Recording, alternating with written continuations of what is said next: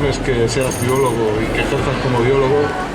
Aquí tienes un colega célebre en Murcia, que es Jerónimo Tristante, que también es profesor de biología.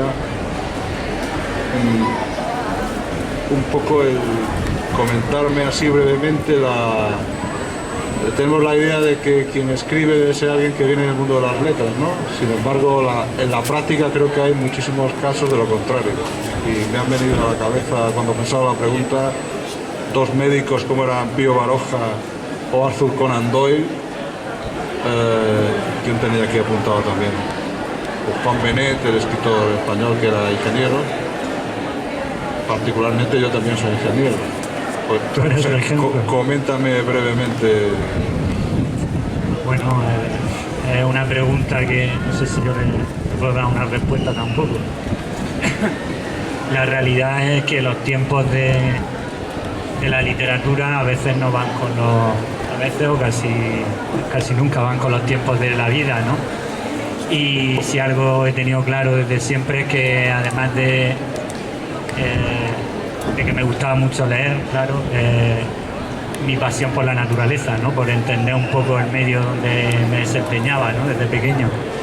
Entonces, pues claro, tienes que tomar decisiones desde pronto y pues de entre todas las cosas que podía haber hecho, la literatura, no tuve muy buena experiencia, como muchos me imagino, en el colegio o en el instituto.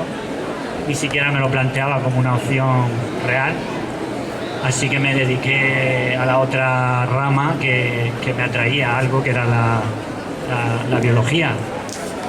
Y a partir de ahí pues ya el tema de las letras se va desarrollando de una forma más tardía y como no te da de comer. Sí, eso es el tema. Ese es el tema, que como no puedes, cuando una pasión de este tipo te asalta, porque es así, pues tienes que convivir con ello y aunque te plantean muchas cosas, pues al final necesitas una toma de tierra que te permita seguir viviendo, teniendo experiencias y seguir adelante en la vida, mientras que eso que comienza a crecer en ti pues puede desarrollarse a su ritmo, sin prisas, sin presiones, sin que vaya a base de pulso y que además es algo irrenunciable, ¿no? Porque tú podrás dejar de ser profesor de biología en algún momento, pero exacto, de escribir quizá nunca, ¿no? Claro, una cosa así, si no fuera una pasión, algo que estás dispuesto a hacer, aunque no te suponga ningún rendimiento económico, si no fuera así sería impensable. Yo además soy una persona que tengo baja visión, tengo problemas de vista y en ese compaginar se suman muchas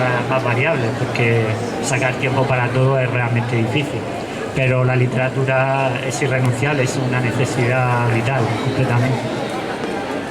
Bueno, antes de Los Caminos Perdidos has publicado 2 novelas, Siempre regreso a ti, sí, sobre cómo se vive en primera persona un trastorno de ansiedad, e Hijos del Silencio. Por los títulos da la sensación de que no tienen mucho que ver con esta novela, o sí están... Sí, en cuanto a temática. No, el primero, Siempre regreso a ti, que es un libro totalmente de iniciación, fue contar una experiencia personal. Mi primera novela fue algo en lo que no había pensado para nada, pero quizá por todas estas rupturas de las que estamos hablando, de que te estás dedicando a la biología, tienes problemas de vista, hay una pasión en ti que va creciendo de forma muy fuerte, pero que tienes que aplacar de alguna forma y saber llevar, pues llega un momento en tu vida que te pega un golpe la ansiedad y te tienes que plantear muchas cosas, y me vi escribiendo mi primera novela pues sobre la ansiedad, que es una novela pero es mucho de auto sí. Y ya la siguiente novela sí, ya es una novela pura y dura, donde me meto más en la ficción y empiezo a desarrollar ya mi carrera de verdad como novelista. Hijos del Silencio tiene algo de esta, y es ese ambiente, esa atmósfera brumosa, esa atmósfera de que uno se mira a sí mismo buscando de dónde viene y a dónde va. Los personajes son todos ellos personas con inquietudes artísticas que lo tienen muy difícil para vivir en el mundo en el que se encuentran, y uno los llama mejor, otros los llaman peor. Y Los Caminos Perdidos pues aquí tenemos, ¿no?, al personaje recorriendo su árbol genealógico, pues para entender de dónde viene. El personaje, que es el narrador, que es un hombre angustiado y triste tras ser abandonado por su pareja Helen en Londres, ¿no? Sí. Con lo que se convierte, dice él, en una sombra más entre los rincones de mi apartamento. Trabaja en la Universidad del Reino Unido y decide abandonar la investigación a la que se sabe no llamado. Y como he leído que has vivido en el extranjero, también creo que habrá algún elemento autobiográfico aquí, ¿no? Resulta evidente, ¿no? Aunque si te digo la verdad, esto lo escribí antes de vivir en el extranjero, Sí. de forma que tiene cierto carácter premonitorio, porque obviamente cuando uno empieza la carrera investigadora tiene siempre en el horizonte ese momento en el que probablemente se tenga que ir a vivir fuera, y yo me anticipé a él. Siempre en mi literatura, no sé si alguien realmente escribe ficción 100%, no sé si eso siquiera es posible. Yo utilizo experiencias, momentos, lugares que para mí transmiten algo con lo que quiero trabajar en mi novela. Siempre hay algo autobiográfico, siempre, pero no 100%, vaya. Ya. No voy a preguntar si Helen existe o no. Helen. En algún lugar Está estará. aquí tu mujer. No, pero ella no es Helen. No. Ya, que no. Bueno, el protagonista, ¿Qué pasará? Pero no es Helen. en esa situación, recibe una llamada de su tía Milagros del pueblo natal de Ayun, y esa llamada le decide a regresar al pueblo.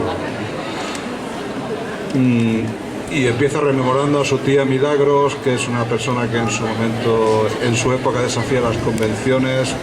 Vuelvo casi a preguntarte si corresponde con alguien real Milagros o es un personaje completamente inventado. Pues todos los personajes, y más en este libro, tienen una parte real que por la persona es fácil de identificar, pero no son nadie 100%, ¿no? Sobre todo los vivos, ¿no? Porque Milagros, pues por ejemplo, su nombre viene de la madre de mi mujer, que se llama Milagros, y tiene algunos componentes que me resultaron interesantes, de cosas que ella nos contaba y todo eso, porque este libro tiene mucho que ver con todas esas historias, todas esas batallitas, ¿no?, que nos contaban los abuelos, los padres, los tíos, y que forman parte de una realidad que no tiene nada que ver con la nuestra, mientras estamos intentando abrirnos caminos fuera y todo eso. Pero llega un momento que todas esas batallitas se te ponen delante y te das cuenta de que en realidad son como raíces de un árbol, ¿no?, que se conectan contigo, ¿no? Entonces yo el ejercicio que me interesaba aquí era recorrer un árbol genealógico basándose en el mío, no lo oculto, pero donde yo pudiera meter elementos de ficción, pues para darle una dirección, pero sobre todo conectar los caminos perdidos, los caminos de esas personas, ¿no?, que nos precedieron, con el presente, para reflexionar sobre cómo estamos realmente influenciados por lo que ha habido antes de nosotros, ¿no? Cuando el narrador, del que creo que no se llega a decir el nombre, ¿no? No. Sí. Cuyo nombre ignoramos, pensando en cuando empieza a rememorar a su tía, Milagros, es una niña que ha nacido en una cárcel y hija de madre soltera, ¿no? Esperanza, que regresa al pueblo gracias a un indulto, ¿no? Y describes un poco aquella época, la época de la posguerra, del régimen franquista, como algunas frases como el trabajo y la devoción eran los pilares de aquella forma de vida, ¿no? Ese mundo gris de la posguerra. Aquí uno de los temas que hay en el libro es el leitmotiv del regreso al pueblo, ¿no?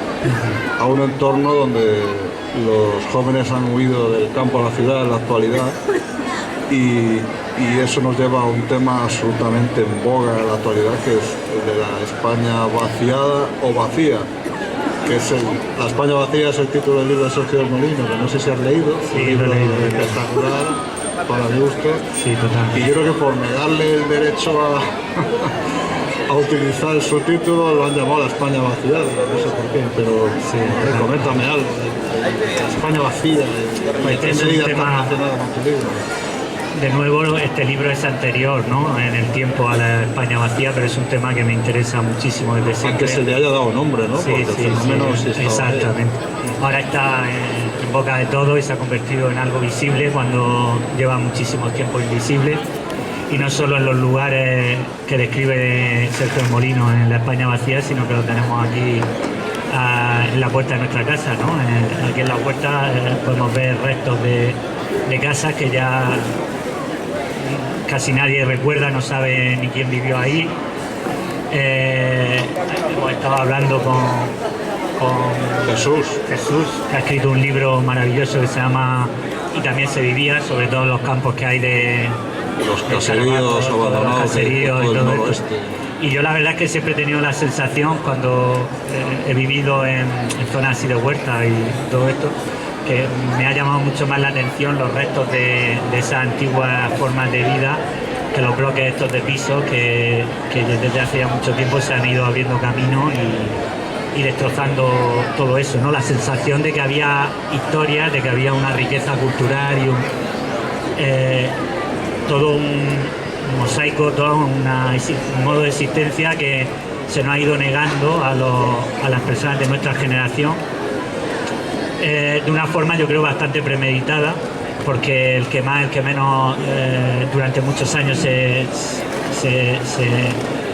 entregó a una huida, ¿no? A un silencio, a un callar, a un no hablar de muchas cosas, de forma que cuando tú miras a esos restos te da el extrañamiento de decir, los tengo aquí muy cerca, pero en realidad no sé nada o no sé casi nada, ¿no? Y ahí es cuando empiezas a indagar en todas esas historias que te contaban tus abuelos, que te contaban tus padres, casi como si fueran leyendas o historias que no tienen conexión con la realidad. Pero cuando te vienes a dar cuenta, eso te ha cubierto de una atmósfera, de un ambiente, que lo puedo contar de una forma, aprovechar que soy biólogo, puedo contarlo de una forma para explicar un poco lo que quiero decir. El cuerpo humano está compuesto de millones y millones de células, ¿no? Y todas ellas proceden de una sola, que es el cigoto, ¿no? Todas esas células que vienen de una sola tienen el mismo material genético, tienen los mismos genes, la misma información, es decir, todas ellas pueden hacer lo mismo. Pero desde el mismo momento que ese cigoto empieza a dividirse, esas células necesariamente van cambiando su ambiente, es decir, no hay dos células que tengan el mismo ambiente, el mismo entorno. A partir de ahí, el entorno es el que va informando a la célula, el que le va dando la información a la célula para que sea lo que tenga que ser. Es decir, es el lugar del hígado el que define las células del hígado, que teniendo la misma información expresan las del hígado, las del riñón y así. A nosotros, yo creo, no sé si me he explicado bien, pero creo que nos ocurre... Yo soy yo y mi circunstancia. Exactamente. Hoy en día hay otro término que es muy conocido en biología, que es la epigenética, y es que el ambiente, el entorno envía información a las células para que el ADN se exprese de una forma u otra. Y eso es lo que nos ocurre, es decir, nosotros para entender el presente, para entender dónde estamos, necesitamos saber cuál es nuestro entorno, necesitamos conocer dónde estamos, la luz, el clima, todo eso nos modula completamente, no hay nada más que viajar para darse cuenta de eso. Entonces, qué mejor forma de conocer el momento donde estás que conocer la gente que ha vivido ahí, que ha sabido adaptarse a esos medios completamente, ¿no? Y de alguna forma, en ese contexto ha surgido lo que ya se podría calificar que ha sido un género literario que se le llama el neoruralismo o lo neorural, ¿no? Es una corriente que ha surgido hace muy poco, o se ha empezado a dar nombre hace poco, igual que la España vacía, ¿no? Creo que son dos cosas que han surgido paralelamente, ¿no? Que surge con la idea de redescubrir, ¿no? La vuelta a la naturaleza, al campo, a los orígenes. Sí, porque... No, iba a decir que hay varios libros que han salido un poco en esa ola, que uno de los que le ha disparado es Intemperie, de Jesús Carrasco, no sé si lo he leído, el 6 Barral, que es un libro que se ha vendido mucho. Yo reconozco que tardé en leerlo porque desconfiaba un poco de la propaganda, pero sí, es un libro que está bien. te deja huella. Incluso hay uno ahora reciente que creo que también se inscribe en esa tendencia, que es Los Asquerosos, del que, como me imagino que el autor no va a estar por aquí, debo decir que no me ha gustado nada ese libro, a diferencia de Intemperie. Pero los dos... ¿Y la lluvia amarilla? No, la lluvia amarilla, lo que pasa es que ese es prehistórico respecto al género neorrural, pero sí. De hecho, estuve hace poco en el pueblo de... que además, eso te lo iba a preguntar, hay un pueblo abandonado en el Pirineo que se llama Aimielle, que es el que cogió Llamazares, que está un pueblo que cuesta llegar, está cerca de Ordesa. Sí. Y no sé si, por cierto, la similitud fonográfica es la palabra, no lo sé, con Ayyun es casual. De Marroquí. De Aimielle, ¿o eras consciente o lo has hecho?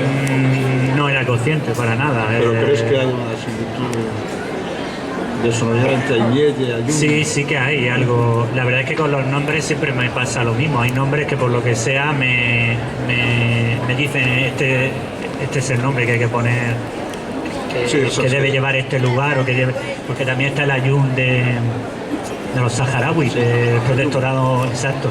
Y recientemente he leído un libro donde en el norte de Pakistán, en la frontera con Afganistán, hay otro pueblo que es Ayyun, o sea, fonéticamente no sé cómo se escribe porque lo he escuchado, pero yo ese nombre me acuerdo que en los primeros intentos de escribir una novela que hice y que no llegaron a nada, ya aparecía ese nombre, y en el momento de la novela pues escogió ese lugar, ¿no? Y luego el pueblo, pues como te habrás dado cuenta, no es un pueblo real, es un pueblo simbólico, un pueblo imaginario que bebe mucho pues de todos esos pueblos. Con todo te iba a hacer una pregunta sobre eso. Doy unos saltos en el cuestionario, digamos. Porque aparte de Ayyun, todos los topónimos son inventados: Sierra Vieja, Término, Lazada, Valle del Naru, el Monte Alfanje. Sí. Pero no obstante, primero una pregunta era si Ayyun se corresponde con algún pueblo real.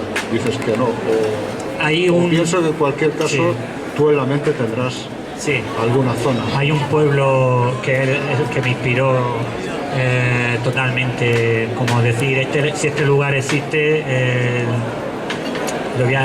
quiero que este sea el escenario de una historia, ¿no? Y es Castril.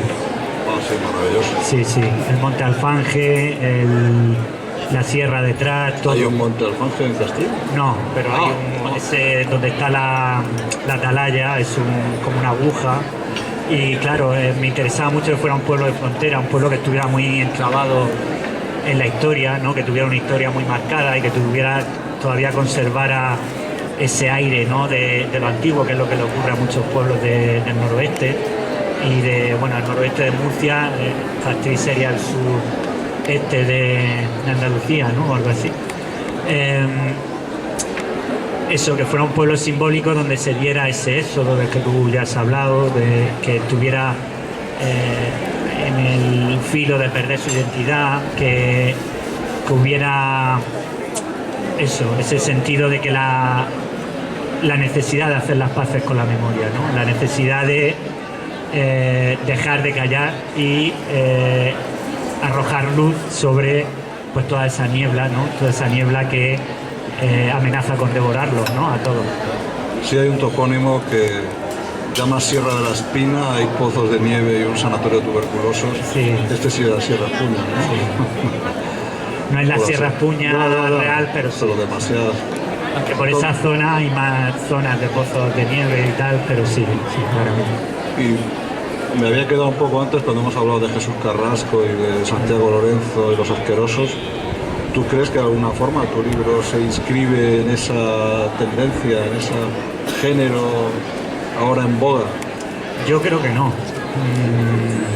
Yo no arrojo la visión de una España vaciada, España rural, desde el punto de vista de alguien de la ciudad que lo ve como algo árido, totalmente agresivo. No, yo todo lo contrario. Yo veo aquí donde están los orígenes que nos conectan con una forma de vida donde las personas sabíamos vivir en nuestra tierra, es decir, donde sabíamos dónde estaba el agua, cómo conseguir alimentos, y por lo tanto no se vivía de una forma tan, puedo usar el palabra desempoderado, como ahora, donde Sí. vivimos en pisos horribles, siento. No tenemos cielo, ¿no? Las luces de la ciudad nos roban el cielo, no sabemos de dónde vienen los tomates, no sabemos de dónde vienen los huevos, mientras que esta cultura a la que a veces parece pues eso, desolada, gris, tal, para mí esconde una vieja sabiduría que ya es hora de rescatar y de reivindicar como un volver a, pues es una toma de tierra, ¿no? Para no seguir alejándonos de esta naturaleza que tanto está necesitando, porque que el hombre cambie. Volviendo a la novela y al personaje de Milagros, que creo que es uno de los personajes clave del libro, ella dice que siendo niña ella veía cambiar la expresión del rostro de la Virgen de la Frontera.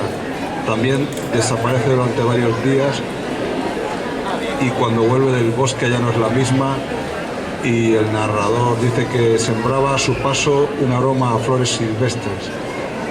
Ahí creo notar, y en otros aspectos del libro, una cierta influencia del realismo mágico y de García Márquez. Incluso luego, por otra parte del libro, Juan Rulfo y Pedro Páramo. Entonces, un poco la pregunta, quiero decir, tenemos una diferencia de edad de que es del 78, de 15 años. Yo creo que a los de mi quinta nos pilló el boom de pleno, o sea, nos cambió completamente la forma de pensar, a escribir, García Márquez, Vargas Llosa, etc. A ti de cierta forma eso te ha pillado tarde, pero todavía todavía te ha golpeado. Pero, sí, pero me ha pillado de forma tardía, porque lo mío ha sido como un redescubrir, ¿no? El descubrimiento de toda aquella literatura. Ha sido como que me la he ido encontrando, pero con una sensación más de que me cambia la realidad, de que hablan de la misma realidad que yo visualizo en mis novelas. Entonces, cada vez que he encontrado libros como historias como Pedro Páramo, ha sido como decir, aquí había gente hablando como yo veo la realidad, ¿no? Y que Pedro Páramo, que fue uno de los pilares del boom, porque es anterior a 100 años de soledad. Sí. Pero es curioso porque yo no ha sido un boom que de repente todo fuera escritores latinoamericanos, sino que ¿cómo decirlo? Es que mi descubrimiento de la literatura con mayúsculas ha sido bastante tardío, porque yo empecé a leer libros de estos de filosóficos, hasta de autoayuda, de Pablo Coelho y cosas de estas que de alguna forma no me da vergüenza decirlo, porque en un momento dado me trasladaron el mensaje.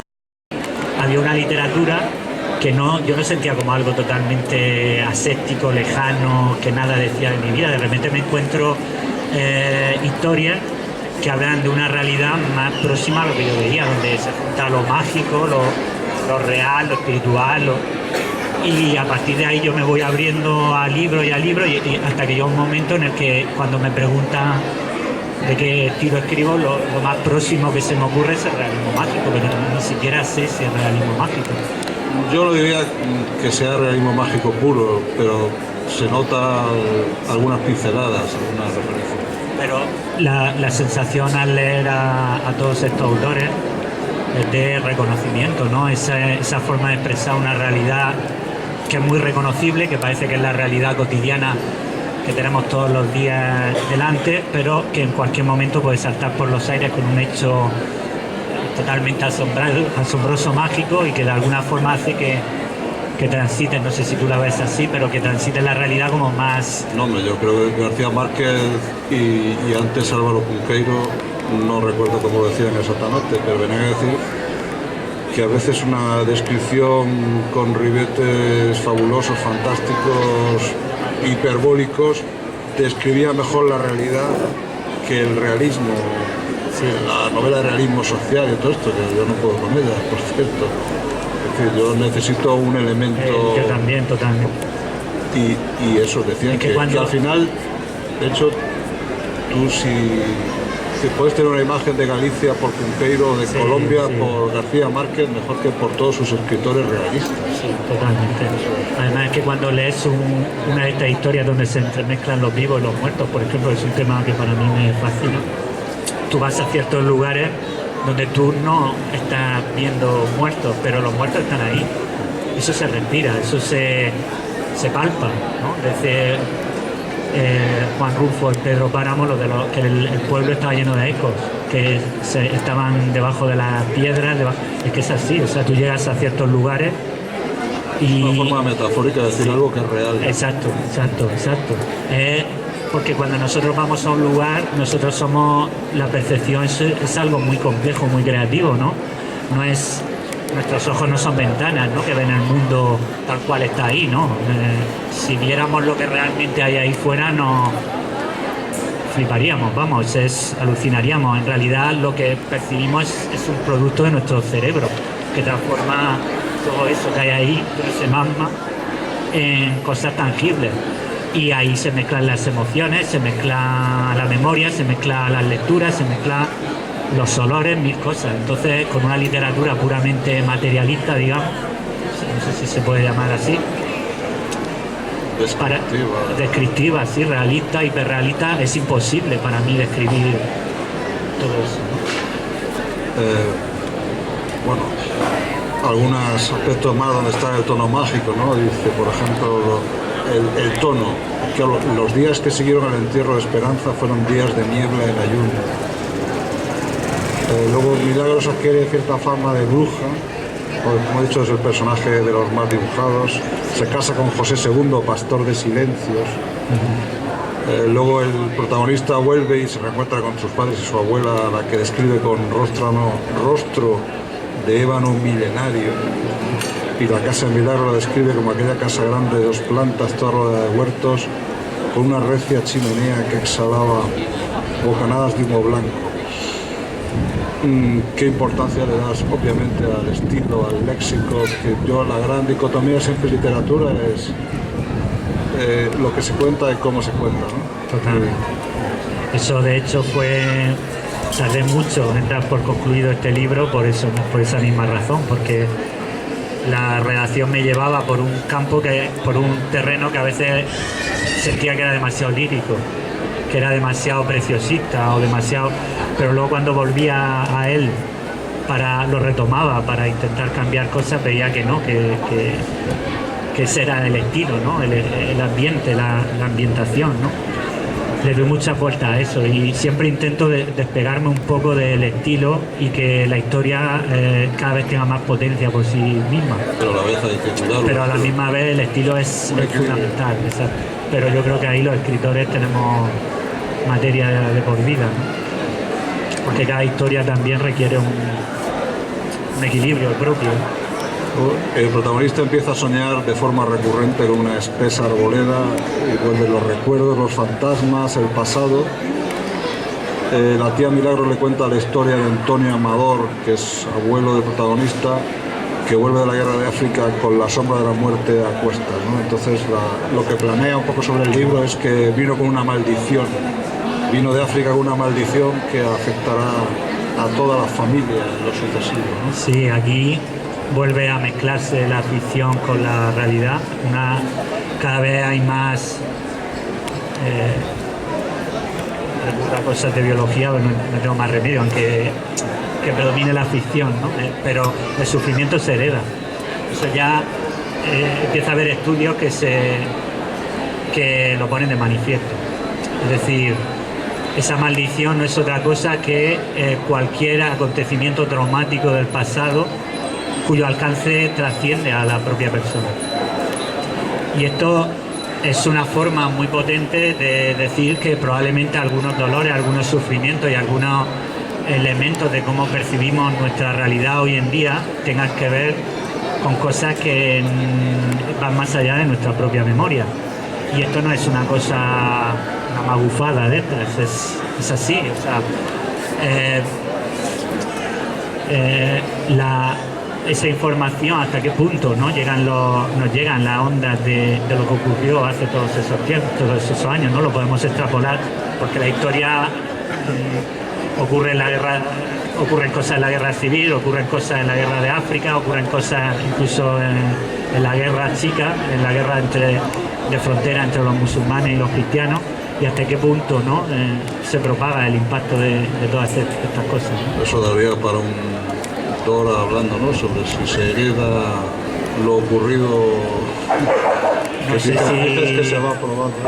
Sí, yo he leído algo de que sí, en la guerra de secesión norteamericana se hizo un estudio donde un estudio estadístico donde, como allí tienen registros genealógicos desde mucho tiempo atrás, se vio el impacto de determinado tipo de enfermedades y la edad de muerte de hijos de soldados norteños que fueron capturados y torturados, torturas increíbles, le amputaban los pies, cosas tremendas, del ejército norteño, y las compararon con personas que no tenían estos antecedentes, y se vio que esas personas sí que estadísticamente sufrían de más enfermedades y morían antes que personas que no. No podría ser porque los padres estaban amargados, ¿no? El estudio lo elimina esa variable, ¿no? Vale. Lo intenta. Pero sí, es un tema que yo reconozco, en el que yo creo y que sé que hay estudios. Sí. También a Amador lo llevan a una niña curandera. Los curanderos salen, o la curandería sale varias veces. Tú sabes de... A la hora de claro, como es un tema que sé bastante, voy a preguntar si crees en la curandería y si conoces algo de la curandería aquí en Murcia, pero tampoco nos vamos a extender mucho con eso. El tema de la curandería, como tú sabes, publicaste un libro, es un tema que, si quieres un poco reflejar la cultura de esta zona, es imposible esquivarlo, está muy, muy dentro de muy arraigado en nuestra cultura. Y claro, creer o no creer, yo no tengo respuesta para eso. O sea, yo creo que hay cosas que ocurren y que todavía no sabemos explicar, que tienen que ver mucho con la voluntad, con la creencia, con la sugestión, y que están ahí. Y que hay gente que, por lo que sea, sabe jugar con esas cosas de forma muy potente. Y que duda cabe que algún efecto tiene. Sí, yo también creo. Pero no sabemos lo que es. Entonces, es un terreno muy bonito para la ficción.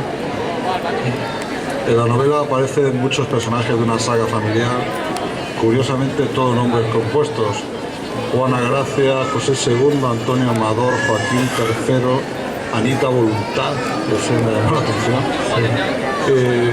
Que lleva a pensar que a lo mejor, como hace García Márquez, 100 años de soledad, que por un árbol genealógico. A lo mejor aquí no le hubiera venido mal un árbol genealógico. Pero Sí. no hay tantos, no se llega uno a perder, pero... Estaba el árbol genealógico. ¿Ah, sí? Sí, había 3. Ah.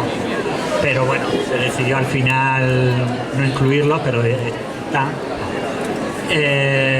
Sí, bueno, lo de los nombres, lo mismo que he dicho antes con Ayun, son muy importantes. No te puedo decir por qué elijo ciertos nombres, pero el personaje... ¿Te das cuenta que son todos compuestos? Sí, sí. Eso tiene mucho que ver con la carga que el nombre tiene también en nuestra cultura. También lo de primero, segundo, tercero, ¿no? Qué tétrico eso de que te pongan José II porque tu hermano anterior murió, que era José I, entonces te lo pasan a ti con todo lo que eso conlleva, tal. Y los nombres compuestos, pues, para ponerte nombres también de personas, ¿no? Que tengan ascendencia, ¿no?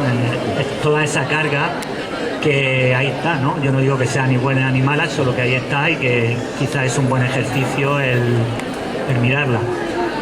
En un momento habla de José II, que es una persona callada y silenciosa, ¿no? Que el pastor de silencio dice que en secreto se aficiona a escribir, ¿no?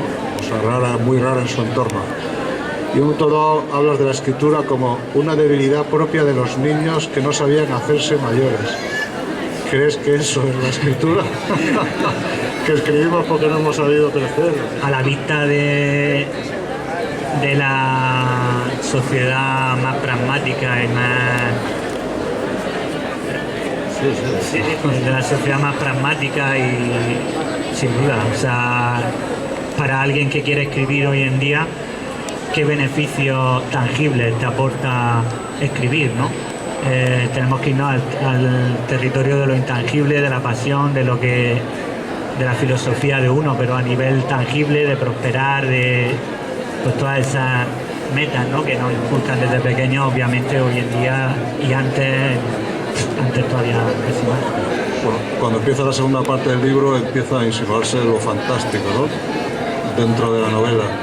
Hay un tejo milenario que se insinúa que es una puerta a otro mundo, llamado el Tejo Viejo, el Tejo de Santiago.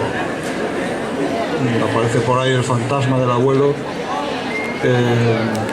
No he leído tus novelas anteriores, no sé en qué medida lo fantástico te gusta y qué piensas del género y de lo normalmente difícil que es la aceptación del fantástico entre la literatura española. Brevemente, porque no, Fran, ¿cuál es a qué hora hay que terminar más o menos? Digo, para alargar más o menos. Bueno, pues, ¿qué hora es ya? Que no lo sé. Las 8. Las 8, podemos. Sí. Yo creo que Hasta las 12 o así podemos. 10 minutillos o 15, yo creo que. Mientras no nos digan nada, ¿sabes? Yo creo que. Bueno, Sí. que la literatura fantástica. Sí, me gusta mucho lo fantástico, como hemos dicho antes, creo que refleja que es un modo a veces mucho más real que la propia realidad para contar una historia.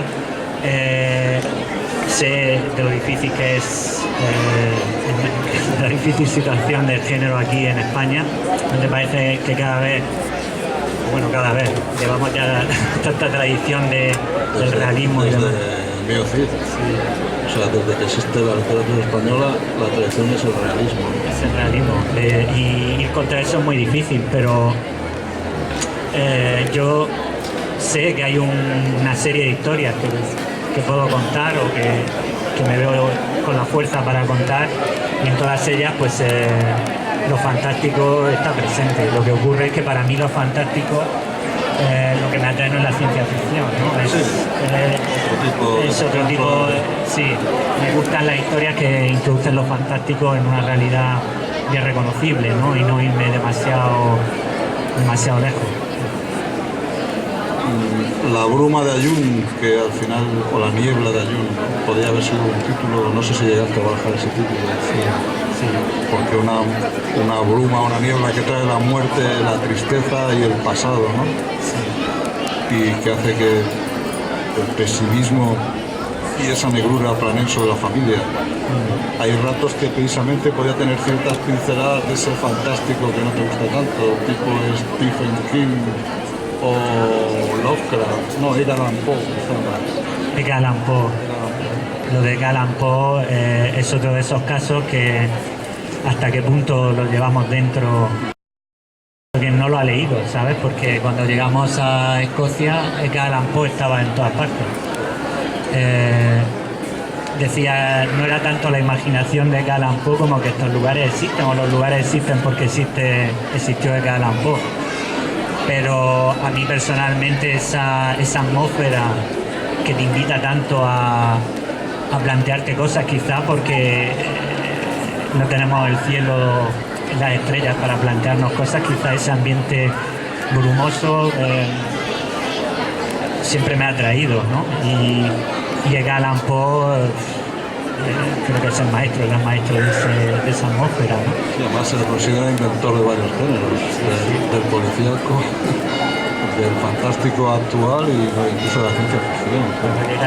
Cuando llegas a Escocia y ves los cementerios, es como te falta que pongas su firma. Sí. No, de hecho, es verdad, eso es lo que dices, que esa imagen tú la asocias ya con Sí.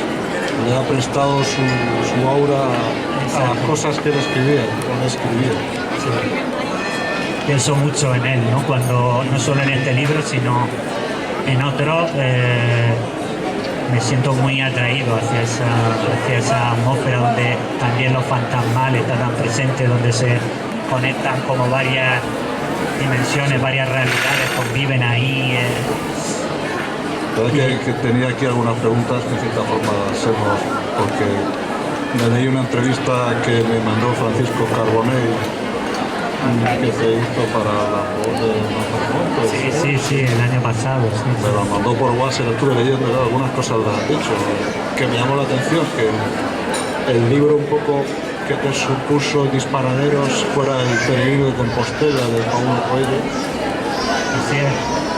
Y dices que le dices a él que descubriste que tú también podías hacer libros en los que la magia habitara la realidad cotidiana. Que, bueno, es un poco de lo que, de cierta forma, hemos estado hablando. Fíjate, yo que alejado estaba por entonces con la literatura, ¿no? Que ni me lo planteaba y de repente leo esa historia donde es un hombre que decide hacer el Camino de Santiago y se va planteando temas espirituales, temas del paisaje, de tal, y de repente dije, yo quiero hacer esto, quiero escribir historias que llevo en la cabeza y que este hombre pues me ha enseñado. Y luego, a partir de ahí, claro, se inicia un proceso súper largo donde vas descubriendo muchos autores, literatura de mucho más alcance, pero ahí estuvo el origen. Decía Gabriel García Márquez que no se atrevía a escribir 100 años de soledad hasta que leyó La Metamorfosis de Kafka y dijo, si este hombre ha sido capaz de publicar esto... Eso se me quedó muy grabado. Sí. Pues claro, es un poco lo que hablamos del realismo. Él seguramente leía pues casi todo lo que se hacía en Sudamérica y en el mundo, entonces no te da realismo. Y claro, de repente una novela que empieza con un tipo convertido en un escarabajo, eso le abrió los ojos a García Márquez. Dijo, aquí puedo usar elementos no realistas decir lo para... que me dé la gana. Exactamente. No tengo por qué estar encorsetado por el realismo. Y yo creo que eso es lo que me ocurrió a mí, porque a partir de ahí yo ya empecé a ver los libros de otra forma, empecé a plantearme escribir, a hacer mi experimento. ¿A qué edad tú por eso? Pues yo creo que tendría 20 años, así. Y un poco a partir de ahí no te habías planteado escribir hasta entonces y a partir de ahí No, nada, y mira que leía todo lo que caía en mis manos y tal, pero... siempre lo veías desde este lado, ¿no? Exacto, lo veía como algo muy ajeno a mí. Las historias que los libros que nos mandaban en clase, todo era como muy... Lo veía todo muy distante, no tenía chispa para mí. Y a partir de ahí, con 20 años ya, pues ya leo de forma compulsiva, a veces demasiado. Y no he dejado de escribir hasta que han ido apareciendo las historias, ¿no? Porque esa es otra, ¿no? Tú empiezas a escribir lo que te va saliendo y tú sabes que eso no, pero lo sigues haciendo hasta que una historia, pues dices, esta puede ser la primera, ¿no? En este caso una vivencia muy fuerte personal y a partir de ahí la siguiente, ¿no? Así fue. En el libro en sí no vamos a decir más por no entrar en lo que dice, llaman ahora spoiler. O sea, por no reventar el final, lo hemos sugerido, espero que hayamos hecho atractiva la sugerencia.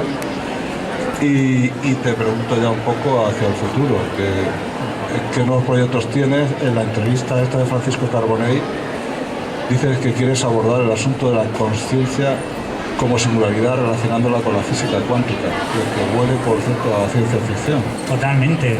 Lo que pasa es que ese libro está acabado ya, completamente. Sí. Ese libro está buscando salir. Ese libro,